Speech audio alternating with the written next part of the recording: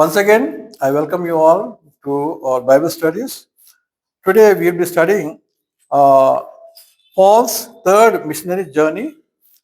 Because it's very big, we are divided into two parts. Today we are studying part 2, and this is lesson number 18. Lesson number 18. So, third missionary journey of Saint Paul, part 2. We'll read from Acts chapter 21 onwards to 26, 26 till 32. So దేవునికి వందనాలు చెల్లించుకుందాం. ఈ దినము మనము అపోస్తలుడైన పౌలు యొక్క మూడవ machinery యాత్ర లేక సేవా యాత్ర, సువార్త సేవ యాత్ర మనం చదువుకుంటున్నాము. రెండవ భాగం, ఇది చాలా పెద్దది కనుక రెండవ భాగం ఇది ఈరోజు దాన్ని డివైడ్ చేసి రెండవ భాగంగా మనం చదువుకుంటున్నాం కదండి. ఈరోజు మన పాఠం నంబరు 18. పాఠము 18, అపోస్తలుల కార్యము 21వ అధ్యాయం నుంచి మనము కొన్ని విషయాలు చదువుకుందాం. అంతకుముందు ఒక వాక్యం మనం చదువుకుందాం. 23వ అధ్యాయం 11వ వచనం చదవండి. 23వ అధ్యాయము 11వ వచనం. అపోస్తలుల కార్యం 23వ అధ్యాయము 11వ వచనం దయచేసి చదవండి. Acts chapter 23 and verse 11. ఎవరైనా ఇంగ్లీష్ కూడా చదవచ్చు. And the night following the Lord stood by him and said, Be of good cheer. Be of good cheer, Paul, for as thou hast testified of me in Jerusalem, so must thou bear witness also at Rome. కదండి. కనుక దేవుడు మరి Saint పాల్ని కదండి, అపోస్తలుడైన Paul ఎందుకు ఏర్పరచుకున్నాడు? సాక్షిగా ఉండటానికి. మొదటే చెప్తాడు కదా, మరి తను ఎన్ని శ్రమలు పడాలో నేను అతనికి చూపిస్తాను అంటాడు. అన్నీ ముందే రాసియలేదు, మీకు ఇవన్నీ జరుగుతాయని చెప్పేసి రాసియలేదు కదా, నేను చూపిస్తాను అన్నాడు. అంతేకాకుండా అతను ఎక్కడెక్కడ మరి ఎంత గొప్ప వారి ముందు, రాజుల ముందు ఆయన ఏ విధంగా నాకు సాక్షిగా ఉంటాడో మరి నేను అతనికి చూపిస్తాను అని చెప్పి అన్న మాటలు ఇప్పుడు అన్ని జరుగుతున్నాయి కదండి. ప్రైజ్ ది లార్డ్, హల్లెలూయా. ఇది 23:11 చూడండి. అపోస్తలుల కార్యము 23వ అధ్యాయం 11వ వచనం. ఆ రాత్రి ప్రభువు చూడండి, ప్రభువు పౌలు దగ్గర నిలబడ్డాడు. ప్రైజ్ ది లార్డ్, హల్లెలూయా. కనుక దేవుని బిడ్డలారా, మనం సేవ చేసే సమయంలో మనము దేవుని సేవ చేస్తుంటే దేవుడు మనకు తోడుగా ఉంటాడు. ప్రైజ్ ది లార్డ్, హల్లెలూయా కదండి. దేవుడు మనకు తోడుగా ఉంటాడు కదండి. మనం ఆయనకు సాక్షులుగా ఉంటే ఆయన మనకు తోడుగా ఉంటాడు. ప్రభువు పౌలు దగ్గరికి వచ్చి ఏమన్నాడంట? నిలిచుండి ఏమంటున్నాడు? ధైర్యముగా ఉండు పౌలు, ధైర్యముగా ఉండు. కొన్నిసార్లు సేవ చేసినప్పుడు ఏమొస్తుంది మనకి? భయములు. ఎందుకంటే కష్టాలు. యూదులు ఎప్పుడు చంపాలని చెప్పేసి వాళ్ళు ఇంకా కంకణం కట్టుకున్నారు, ఒక డెసిషన్ తీసుకున్నారు. ఈ పౌలుని చంపిన దాకా ఊరుకోం అని చెప్పేసి వాళ్ళు డెసిషన్ తీసుకున్నారు. అటువంటి మధ్యలో ఆయనకి ఎట్లుంటుంది కదండి. మన గురించి ఇప్పుడు ఎవరన్నా ఈ పాస్టర్ని లేపేసిన దాకా మేము ఊరుకోమంటే ఎట్లుంటుంది కదండి. అంతే మరి మనం ఊహిస్తే మనకి ఎంతో భయం అనిపిస్తుంటుంది కదా. కానీ దేవుడు ఏమంటున్నాడు? ధైర్యముగా ఉండు, ఫియర్ నాట్ కదండి, ఫియర్ నాట్, ధైర్యముగా ఉండు. తర్వాత యెరూషలేములో నన్ను గురించి చూడండి, యెరూషలేములో నన్ను గురించి ఏ విధంగా సాక్ష్యం చెప్తివో అలాగుననే రోమాలో కూడా సాక్ష్యం ఇవ్వాలని చెప్పాను. చూడండి, జెరూసలేం అంటే ఎక్కడుంది? ఇజ్రాయెల్లో ఉంది. రోమ్ అంటే ఎక్కడుంది? ఐరోపాలో ఉంది. అంటే ఖండాలు దాటిస్తున్నాడు, దేశాలు కాదు, ఖండాలు కదండి. కనుక ఆసియా ఖండం నుంచి ఇప్పుడు ఎక్కడ పంపిస్తున్నాడు దేవుడు? ఐరోపా ఖండం, యూరప్ పంపిస్తున్నాడు. చూడండి, మనము ఆ విధంగా సేవ చేయాలనే దేవుని యొక్క ఆశ కదండి. మనము దేశాలు దాటి వెళ్ళిపోవాలని చెప్పిన ఆశ కదండి. మనం మొదట్లోనే చదువుకున్నాం. అది ఎక్కడ? మత్తయి సువార్త 28వ అధ్యాయంలో 20వ వచనంలో మీరు సర్వలోకమునకు వెళ్ళి సర్వ సృష్టికి సువార్త ప్రకటించాలి. వెళ్ళండి, go and teach the gospel to every creature. Go అన్నాడు కదండి. కనుక అదేం పిల్లారా, మరి సరే, ఈ మాట జస్ట్ మనం చదువుకుంటున్నాము. నా స్టార్టింగ్కి వెళ్ళిపోదాం. మళ్ళీ ఈ 21వ అధ్యాయానికి వెళ్దాం. మనం 21వ అధ్యాయంలో మొదటి 3 వచనాలు చదువుకుందాం. మేము వారిని విడిచిపెట్టి ఓడెక్కి తిన్నగా వెళ్ళి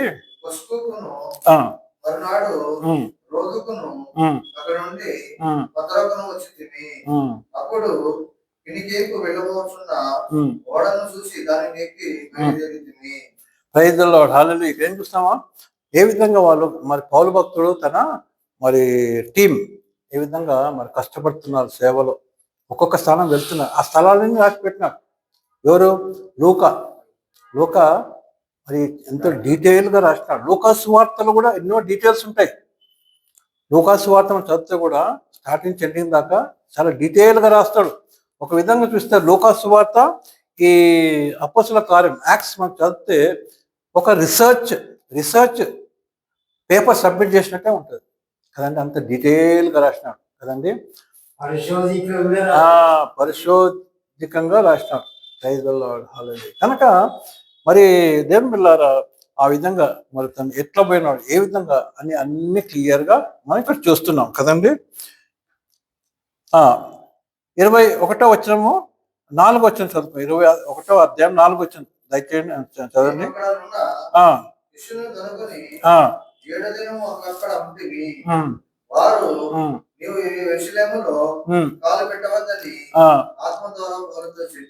చూడండి, పౌలు ఏమనుకుంటున్నాడు, యెరూషలేము పోవాలని చెప్పేసి ఆయన ఆశపడుతుంటే, మరి తనతో ఉన్న వాళ్ళు మరి దేవుని ఆత్మచేత నింపబడిన వాళ్ళు ఏమంటారే, ఇప్పుడే నువ్వు పోవద్దు, ఎందుకంటే అంటే యెరూషలేము నీకేముంది, అపాయం ఉన్నది, దెర్ ఇస్ డేంజర్ ఇన్ యెరూషలేము కదండి. అందుకోసం యేసు ప్రభువు ఏమంటాడు, యెరూషలేమా అని చెప్పేసి ఎంత బాధతో అంటాడు కదా. ప్రవక్తలు చంపుచు కదండి, కోడి తన పిల్లల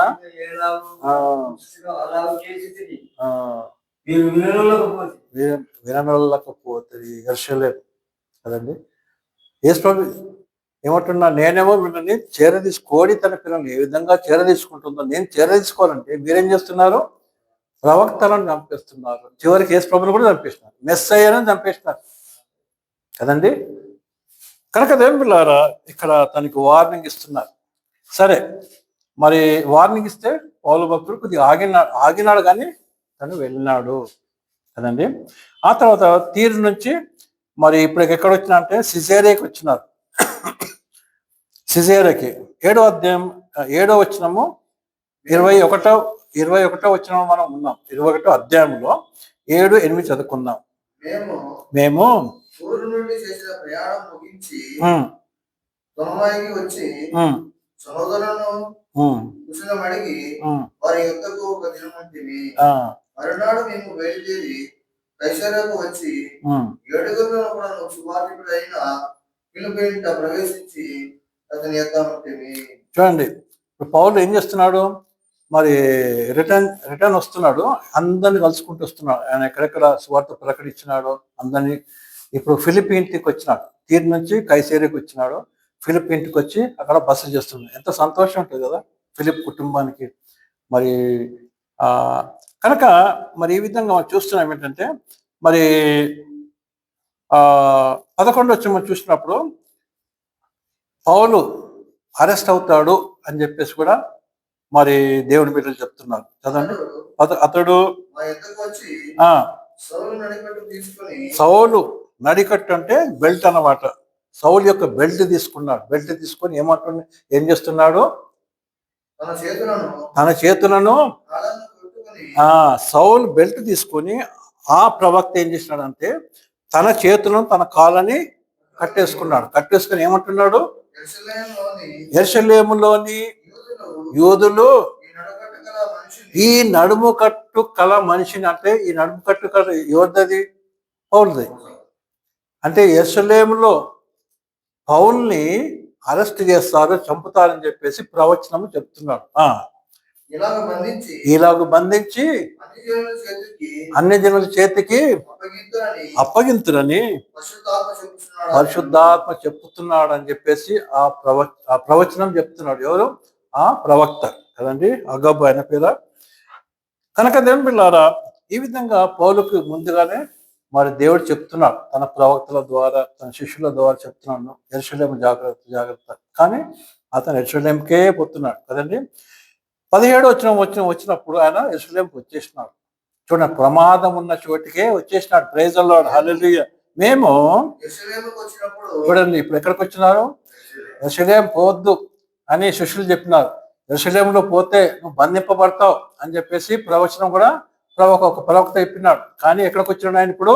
17వ వచనంలో యెరూషలేము. కొన్నిసార్లు దేవుని బిడ్డలారా, అంటే పౌలు అట్లా చేసిండు కదా, నేను కూడా అట్లే చేస్తా అని మొండికేయద్దు మనం. అది కాదు, పౌలు ఆ దేవుడు నడిపిస్తున్నాడు కదండి. కనుక మనం ప్రమాదం ఉంటే మనం దాటుకొని వెళ్ళిపోవాలి. యేసుప్రభువు ఏమంటాడు? ఒక ఊరిలో మీ సువార్త వినకపోతే ఏం చేయమన్నాడు? మీ పాదం, మీ కాళ్ళని ఏం చేయమన్నాడు? దుమ్ము దులుపుకొని వెళ్ళిపోమన్నాడు. అక్కనే ఉండమనలేదు కదా. ఏమన్నాడు? మీ సువార్త వినకపోతే ఏం చేయాలి? మీరు అరికాలు మీరంతా దుమ్ము దులిపేసి మీరు వెళ్ళిపోండి. ఆ దుమ్మే సాక్ష్యం. ప్రైజ్ ది లార్డ్, హల్లెలూయా. ఆ దుమ్మే సాక్ష్యం ఏంటంటే, మరి వీళ్ళు ఈ ఊరి వాళ్ళు వినలేదు అని సాక్ష్యం అన్నమాట కదండి. కనుక దేవుని బిడ్డలారా, మరి ఇప్పుడు యెరూషలేముకి వచ్చినప్పుడు 26వ వచనం మనం చూస్తాం ఏంటంటే, అక్కడ తను అరెస్ట్ అయినట్టు మనం చూస్తాం. 20 అంతటా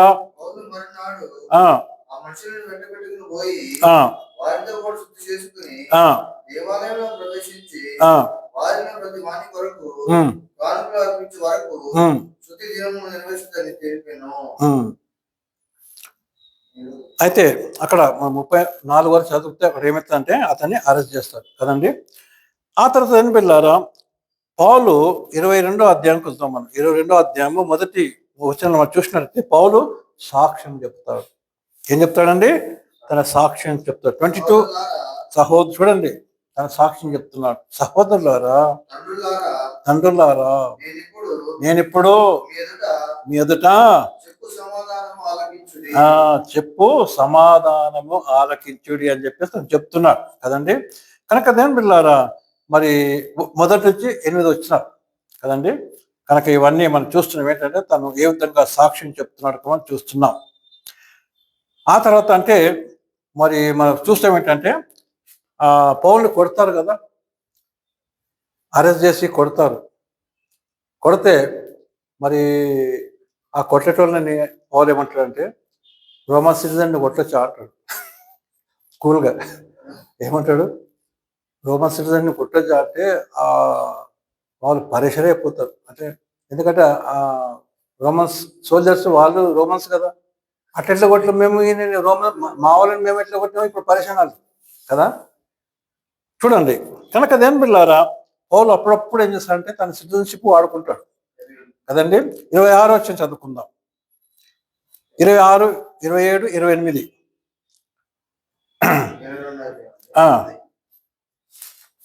22వ అధ్యాయము, Acts chapter 22, verses 26 to 28. Paul reveals about his Roman citizenship. వారు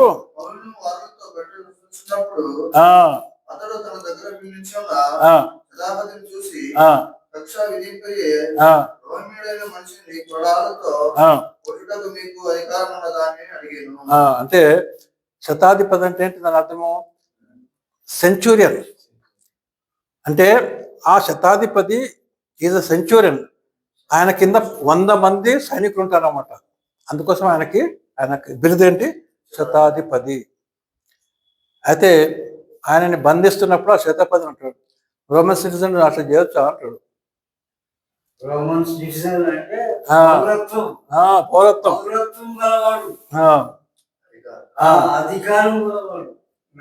అప్పుడు శతాధిపతి ఆ మాట విని అతనికి నెక్స్ట్ ఆఫీషియల్ హైయర్ ఆఫీషియల్ దగ్గర ఉట్టిండు. ఎందుకంటే రోమన్ సిటిజన్ కంప్లైంట్ చేయొచ్చు, మళ్ళీ ఎవరికి? రాజుకి కంప్లైంట్ చేయొచ్చు, గవర్నర్ కంప్లైంట్ చేయొచ్చు, నన్ను కొట్టిండు అని చెప్పేసి. కనుక ఇప్పుడు ఈయననే పోయి ఆయన ఏం చేస్తున్నాడంటే హయ్యర్ అథారిటీస్ దగ్గర పోయి ఏం చేస్తున్నాడు, నువ్వు జాగ్రత్త, నువ్వు ఏం చేస్తున్నావో జాగ్రత్త, ఈ మనుషుడు ఎవరంటే మనోడే. ప్రైజ్ ది లార్డ్, హల్లెలూయా. ఈ మనుషుడు రోమీయుడు. కనుక దేవుని పిల్లారా, కొన్నిసార్లు దేవుని కూడా కోపం వస్తుంది. ఎవరైనా మన మీద చేసేటప్పుడు ఏమంటాడు దేవుడు, జాగ్రత్త, ఆయన నా రాజ్యమునకు చెందినవాడు. ప్రైజ్ ది లార్డ్, హల్లెలూయా. కదండి, మనం ఏ రాజ్యము చెందిన వాళ్ళం? మనం పరలోక రాజ్యము కదండి, పరలోక రాజ్యమునకు చెందిన వాళ్ళం. కనుక దేవుని పిల్లారా, దేవుడు మనల్ని బాధించేవాడిని కూడా దేవుడు అడుగుతాడు, జాగ్రత్త, నువ్వు బాధించేవాడు నా రాజ్యమునకు చెందినవాడు అంటాడు. ప్రైజ్ ది లార్డ్, హల్లెలూయా.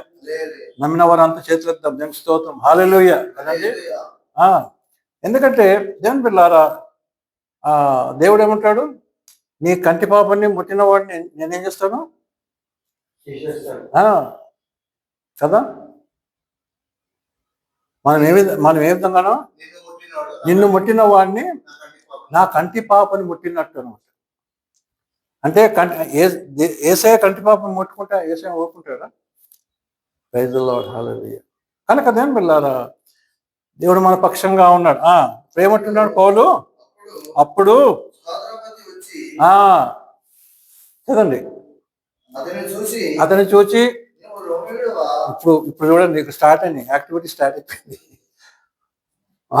అయ్యా, మీరు పౌలు గారు, మీరు రోమన్ సిటిజనా అని చెప్పేసి అడుగుతున్నాడు. అడుగుతుంటే ఏమవుతున్నాడు,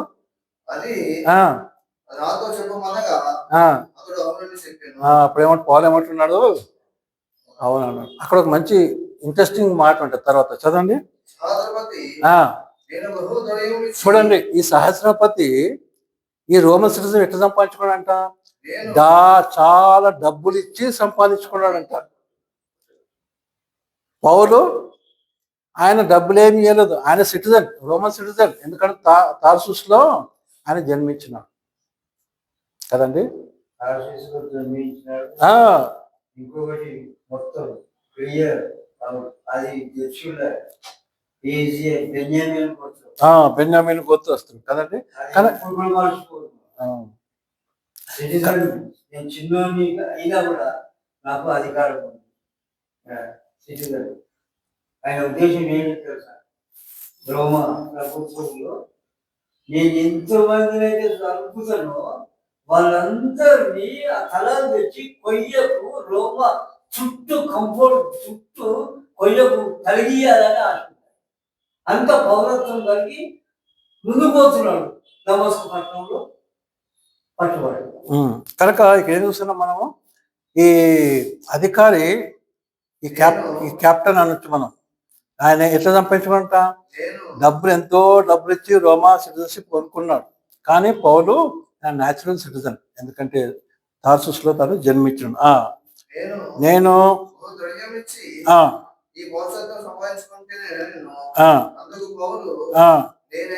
నేనైతే పుట్టుకతోనే రోమియోని. ఇంకేమో ఇప్పుడు అంతా వాళ్ళంతా ఇక అయిపోయింది వాళ్ళ పని ఇంకా కదండి. కనుక దేవుని పిల్లారా, దేవుడు మనల్ని ఏదో విధంగా కాపాడుతాడు. ప్రైజ్ ది లార్డ్, హల్లెలూయా. ఏదో ఒక పాయింట్ తీసుకొని మనల్ని కాపాడుతాడు. కాబట్టి అతనిని కనుక ఏం చేసిన ఇమ్మీడియట్గా ఇంకా ఈయనను పట్టుకుంటే ఇంకా మన ఉద్యోగాలే పోతాయి కదండి. మన ఉద్యోగాలే పోతాయి. తర్వాత మీ సిటిజన్షిప్ అంత తీయండి అసలు కదా. ఒక సంగతి తెలుసా, సిటిజన్షిప్ గురించి చెప్తున్నా కదా. అమెరికా దేశంలో 2 వారాల క్రితము ఒక వైట్ హౌస్ దగ్గర, అంటే ప్రెసిడెంట్ ట్రంప్ గారు ఉండే స్థలం దగ్గర ఒక అతను బయట సెక్యూరిటీ వాళ్ళని చంపేసినాడు. షూట్ చేస్తే ఒక సెక్యూరిటీ లేడీ చనిపోయింది, ఇంకొక వ్యక్తి సీరియస్ అయిపోయాడు. ట్రంప్ చాలా సీరియస్ తీసుకున్నాడు ఈ విషయం. ట్రంప్ ఏం చేసినాడు, చాలా సీరియస్ తీసుకొని ఆయన చంపినోడు వాడిని అరెస్ట్ చేసిండ్రు. వాడిని అసలు వాడి మొత్తం హిస్టరీ తీయండి అంటే వాడు ఆఫ్ఘనిస్తాన్ నుంచి వచ్చినాడు. ఆఫ్ఘనిస్తాన్ నుంచి వచ్చి ఇక్కడ అమెరికాలో స్థిరపడి అమెరికన్స్ మీదనే షూట్ చేస్తున్నాడు కదా. అయితే ట్రంప్ ఏం చేసినాడు, ఆయనకు ఆల్రెడీ గ్రీన్ కార్డు ఉన్నది. గ్రీన్ కార్డు అంటే చాలా ఇదనమాట, సిటిజన్షిప్ లాంటిది అనమాట. నెక్స్ట్ సిటిజన్షిప్ వస్తుంది, పౌరసత్వం. అయితే ఆయన ఏం చేసినాడు, ఈ గ్రీన్ కార్డు ఉన్న వాళ్ళ డీటెయిల్స్ అన్నీ నాకు ఇవ్వండి అన్నాడు. అన్నీ తీయండి, ఎవరైతే ఏదైనా చిన్న పొరపాటు చేస్తే వాళ్ళని ఏం చేయాలా, వాళ్ళ దేశాలకి పంపించారు కదండి. అంటే అంటే ఈ పౌరసత్వం ఎంత ఇంపార్టెంట్ మనం చూస్తున్నాం కదండి. కనుక దేవుని బిడ్డలారా, ఈ విధంగా ఆయన వదిలేసినారు. ఎవరిని వదిలేసినారు? ఇప్పుడు పౌల్ని వదిలేసినారు. ఎందుకంటే ఆయన రోమియుడు కదండి. ప్రైజ్ ది లార్డ్, హల్లెలూయా. కనుకనే దేవుని బిడ్డ, మనం దేవుని యొక్క రాజ్యపు పౌరులం, వారసులం. దేవుని యొక్క రాజ్యం యొక్క వారసులం. దేవుడు మనల్ని కాపాడుతాడు కదండి. తర్వాత మనం చూస్తాం ఏంటంటే 30వ వచ్చిన మనం చూస్తాం ఏంటంటే, యూదులకి ఒక సన్హద్రిన్ అని ఒక ఇది ఉంటుంది అనమాట. ఏంటది? జడ్జిమెంట్. వాళ్ళు ఒక కోర్టు, సన్హద్రిన్ సభ.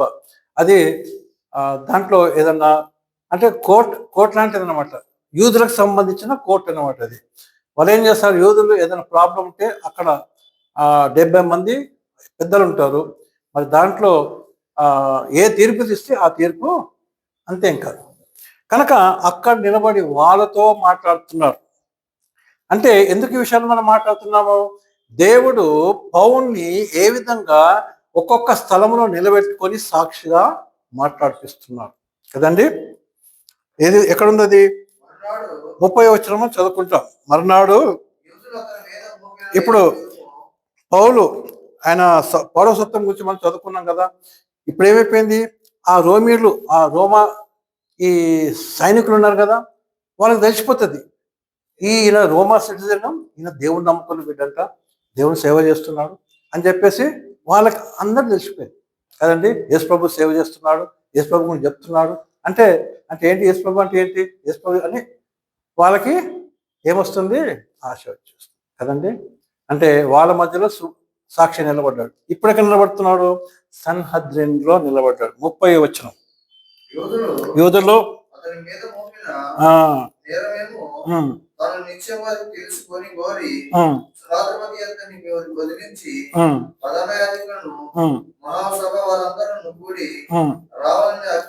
మహాసభ వాళ్ళందరూ కూడా ఏం చేశారంట, రావాలని చూడండి. పౌల్ని తీసుకొని వచ్చి ఒక నేరస్తుడు లాగా నిలబెట్టి అక్కడ నిలబెడుతున్నారు. పౌలు ఎవరు? యూదుడే. ఈ సభ అంతా ఎవరిది?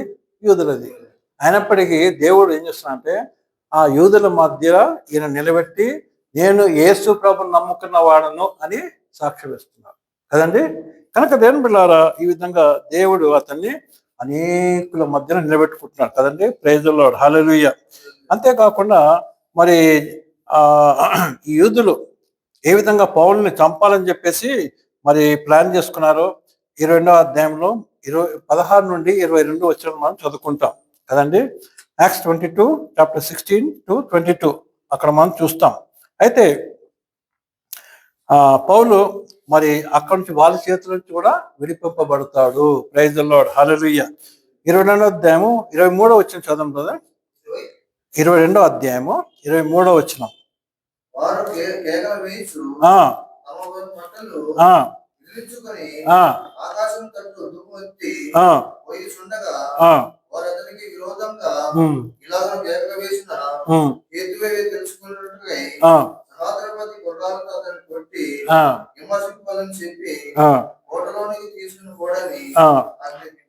అంటే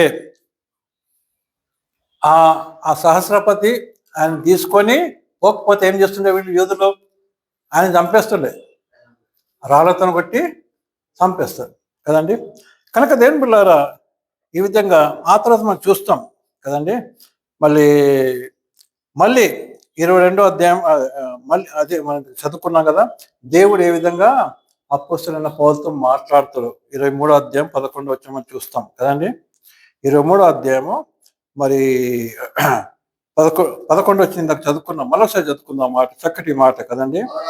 ఆ రాత్రి ప్రభువు అతని యొద్ద నిలిచుండి ఏమంటున్నాడు, ధైర్యముగా ఉండుము, యెరూషలేములో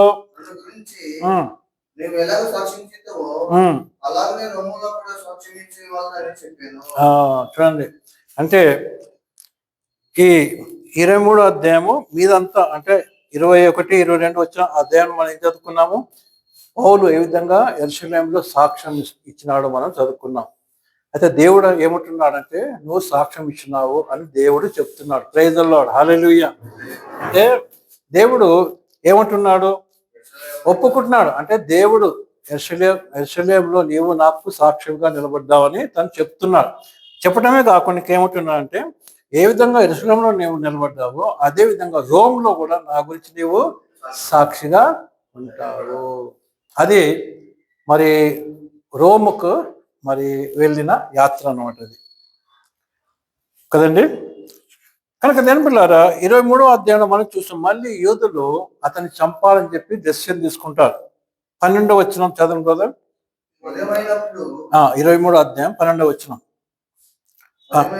ఉదయం అయినప్పుడు చూడండి, ఉదయం అంటే ఎప్పుడు ఉదయం అవుతుందా, ఎప్పుడు పౌల్ని పట్టుకోవాలన్నా, ఎప్పుడు పౌల్ మీద అబద్ధ సాక్ష్యం చెప్పాలా, ఎప్పుడు అతన్ని వీళ్ళతో చంపాలా, అదే ఉద్దేశం ఉంది కానీ ఇంక వేరే ఉద్దేశము లేదు. దీంతో మనకేమవుతుందంటే, మరి దేవుడి సేవకులకు ఎదురుగా మరి అపోజిట్గా ఉన్నవాళ్ళు వాళ్ళు ఏం చేస్తారండి, ఇంకా వాళ్ళకి నిద్ర పట్టదు అనమాట. మన దేవుడి సేవకుని చంపిందాక వాళ్ళకి ఏముండదు, నిద్ర పట్టదు కదండి. 12 చదవండి బ్రదర్. ఉదయం అయినప్పుడు యూదులు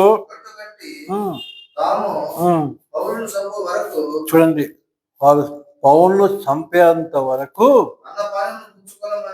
ఏం తినారంట, వాళ్ళు అన్నం తినరు, నీళ్ళు కూడా తీసుకోరంట. అంత గొప్ప ఫాస్టింగ్ చేస్తున్నారు వాళ్ళు కదండి.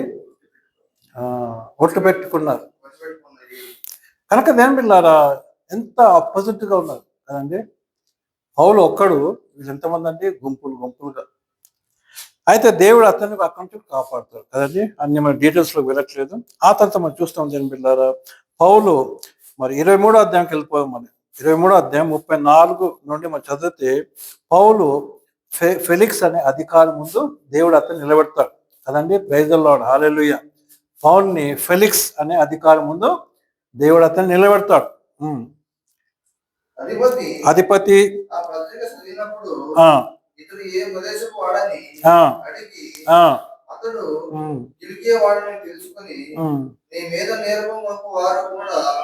వచ్చినప్పుడు నీ సంగతి పూర్ణంగా విచారించునని చెప్పి హేరోదు అధికార మందిరం మొదలుని కావలించునని ఆజ్ఞాపించాను.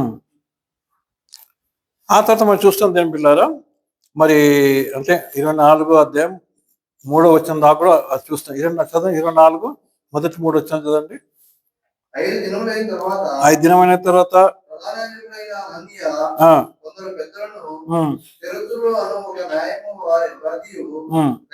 వచ్చి పౌలు మీద తెచ్చిన ఫిర్యాదు అధిపతికి తెలియజేసేది. పౌలు రప్పింపబడినప్పుడు జంతువులు అతని మీద నేరము మోప అనిపించట్లేను. మహాఘనత వహించిన ఫెలిక్స్ ఎవరైనా ఆయన గొప్ప అధికారి అన్నమాట. మహాఘనత పొందిన ఫెలిక్స్, ఇంగ్లీష్లో ఫెలిక్స్ ఉంటుంది, తెలుగులో ఫెలిక్సా అని చెప్పేసి. అయితే మరి అతని ఎదుట కూడా తను సాక్ష్యం చెప్తాడు. ఎందుకు, దేవుడు చెప్పినాడు, నిన్ను అనేక అధికారుల ముందు, రాజుల ముందు నేను ఏం చేస్తాను, నీకు నా గురించి సాక్ష్యం చెప్పుటకు నీకు అవకాశము ఇస్తాను. సరే, నెక్స్ట్ 25వ అధ్యాయంకి వెళ్దాం మనం. 25వ అధ్యాయం మొదటి 5 వర్షం చదివితే, ఇక్కడ ఇంకొక అధికారం చూడడానికి పేరు ఫెస్తు. చదవండి. ఫెస్తు చూడండి, మొదట్లోనే ఉంది అది. ఫెస్తు ఆ దేశమును వచ్చి కొత్తగా వచ్చిండట, కొత్తగా ట్రాన్స్ఫర్ అయ్యించుండు, పెద్ద పెద్ద అధికారం ఒకటి ఆయన కూడా, ఫెస్తు. తర్వాత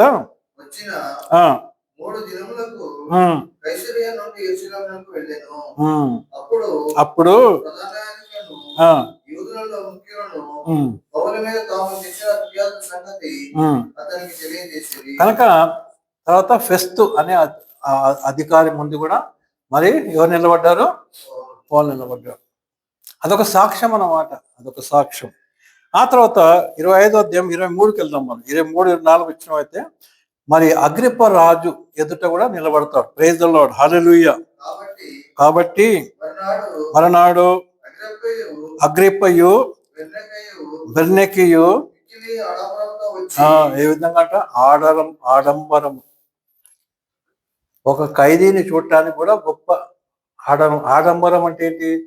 గొప్ప మంచి మంచి బట్టలు వేసుకొని కదండి, మంచి బట్టలు వేసుకొని తర్వాత ఇప్పుడు అయితే ఆయనతో ఇంకా చాలా మంది మరి చాలా మంది ఎవరు ఆయన సహచరులు వాళ్ళంతా ఆయన చప్పట్లు కొట్టము. ఈ విధంగా అంత గొప్పగా వచ్చిన వైభవంగా వచ్చిన ఎవరిని చూడటానికి? ఒక సువార్థికుని చూడటానికి వచ్చినారు. ఆయనతో కూడా బర్నికే, ఆమె కూడా మొత్తం మంచిగా డ్రెస్ అయిపోయి వచ్చేసినట్టు. అంటే ఎందుకు వాళ్ళు ఆ విధంగా డ్రెస్ అయిపోయి వచ్చిందంటే ఒక రీజన్ ఉంది. పౌలు నోటి నుంచి కొద్ది మాటలు వినాలని చెప్పేసి వాళ్ళు ఆశపడుతున్నారు. దేవుడు ఏం చేసినాడు? పౌల్ని వాళ్ళ ముందు నిలబెడుతున్నాడు. సువార్త డైరెక్ట్గా సువార్త వాళ్ళకి కదండి వినిపించింది. ఎందుకంటే ఒక రాజు సువార్త గురించి వింటాడా? వినడు. కానీ ఇప్పుడు ఏం చేసినాడు? దేవుడు పౌల్ని అక్కడ నిలబడ్డాడు. పౌలు డైరెక్ట్గా ఆయనతో మాట్లాడుతున్నాడు కదండి. ప్రైజ్ ది లార్డ్, హల్లెలూయా. కనుక దేవుని పిల్లలు ఈ విధంగా మరి అగ్రిప్ప ముందు కూడా దేవుడు అతన్ని నిలబెట్టినాడు. 23, 24 2 వచ్చిన అయిపోయింది కదా.